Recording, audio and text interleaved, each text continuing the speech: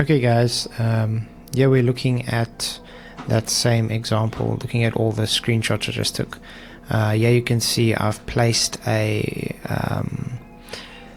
fine line tape on top of the bottom of the bolt. It has like a little lip on it in the bottom, and obviously you would be able to see that green tape if it was visible according to, you know, the flat surface everybody wants to say. But I'm going to show today why diffraction, limited angle, and just optical effects based on depth of field and everything causes things to look like it has bottom-up obstruction on a flat surface. Here's the first screenshot I was showing earlier.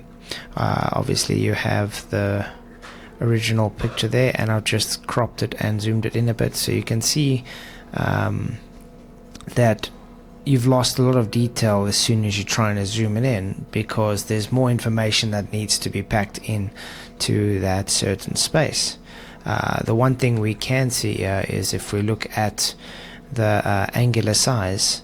First of all, the top on the left, it is large in angular size because it's closer compared to the further away top or lid you call it. So the angular size alone has changed, and therefore it gives that appearance that it is going down below over a curve. If we look at how it's showing the bottoms of the of those tops, it's just kind of showing where the horizon kind of would be, based on that line there with the horizon where the bolt is lying. It kind of intersects through the three, and that would be practically where eye level would be denoted to. If we look at the next one, it's doing the same thing. You can see we got a zoomed in picture. It looks kind of blurry because, you know, diffraction does that. Diffraction gives a very almost like a soft line to it, because it can't differentiate between the two Aries discs. The Aries discs go and they kind of be compiled to one, and that then it gets pixelated, you could say. So there's more information being stored in that small area, and that's why we see the way we do. You can't really see perfectly what's going on, and it's just like what you see with the boats going over the oceans.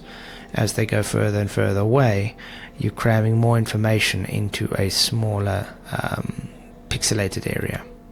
So here's a perfect example of the diffraction. As you can see, it looks kind of misty. Note that this is above the surface still. It is just so close enough that the interference of the light of the floor, you could put it, all this flat bar, is interfering with the background. So it is causing a shadow, you could say, a casting shadow over the rest of the image, and that's why it looks so soft.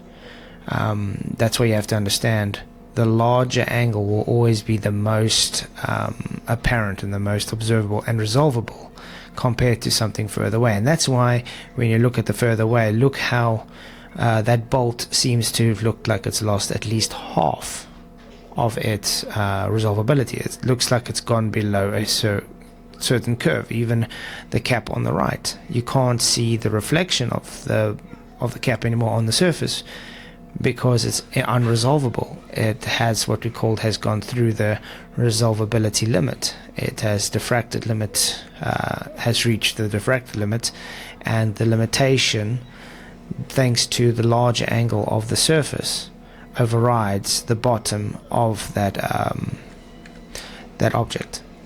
As you can see, I put I've put a block here just to denote, to say that look how the bottom of that cap looks to be dissolved into the bottom of that surface. Note that this is still a flat surface, and there is no curve to it whatsoever.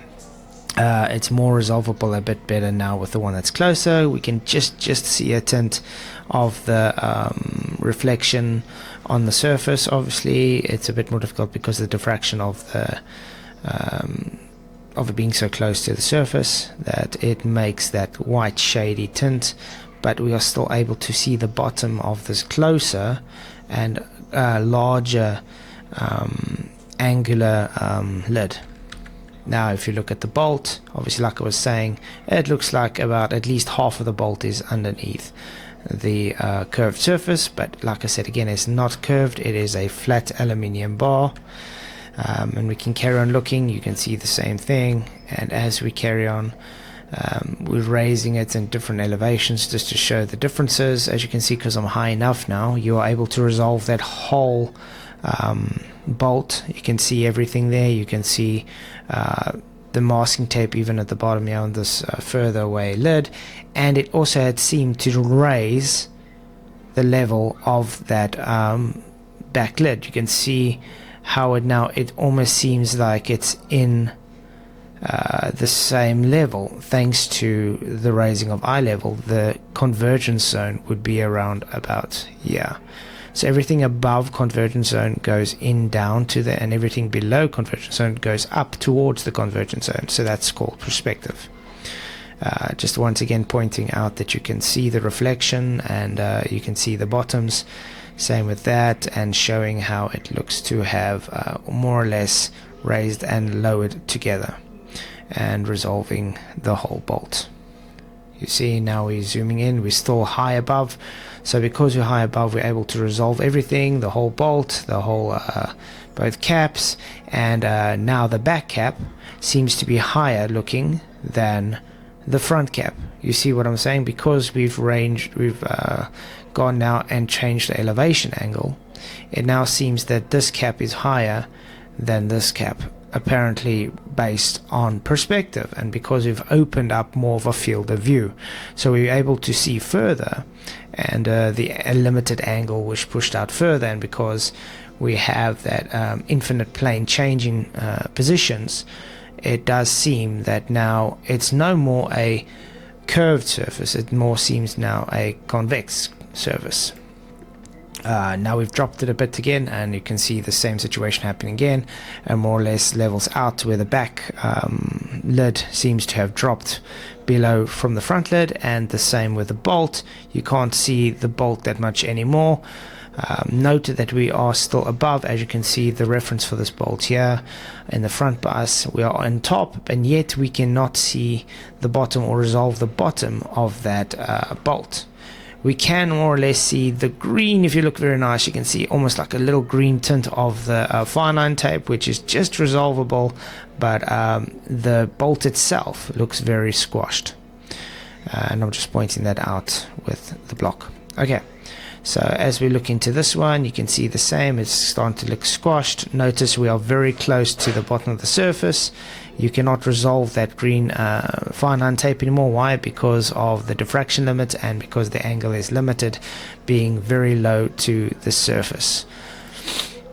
You can see there's the horizon, and based on the horizon we can't see the bottom of the bolt, and we can't see the green fine tape, so therefore it has bottom obstruction.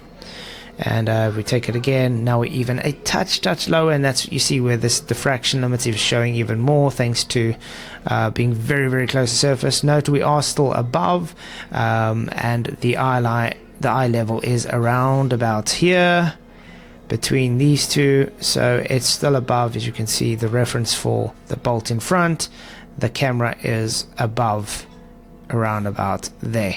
So it's above, and we cannot resolve the bottom of the furthest away lid because of diffraction, and the furthest away as well because the Aries disc is too much entwined, that the surface closest to us, which is the larger angle, is being the most resolved, and we can't resolve the further away angle. Just pointing that out again to show you. Okay, now we are very high above, as you can see, and everything is resolvable. It's just plain and simple, showing again that the back seems to have raised higher than the front, all because of the angle. And yeah,